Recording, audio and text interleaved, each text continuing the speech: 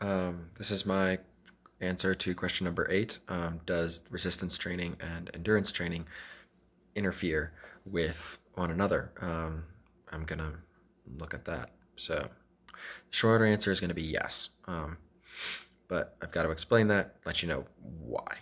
So when an athlete trains or does endurance training more than, say, 2 days a week for about 30 minutes a day, then there's going to be potential for them to greatly slow the rate at which they can grow muscle mass during the hypertrophy phase. Protein is synthesized better when an individual does resistance training prior to endurance training. And let me show you why.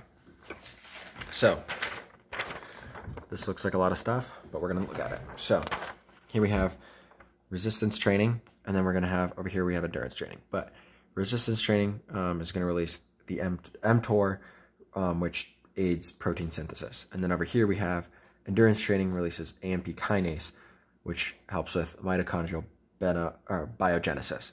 But AMP kinase produces TSC2, which is an enzyme, and this enzyme blocks mTOR, and mTOR is what helps with protein synthesis.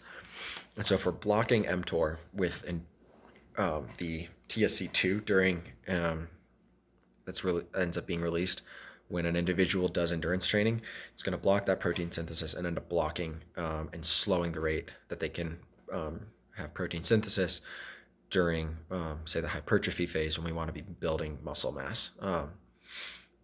But the order of them does not affect biogenesis at all.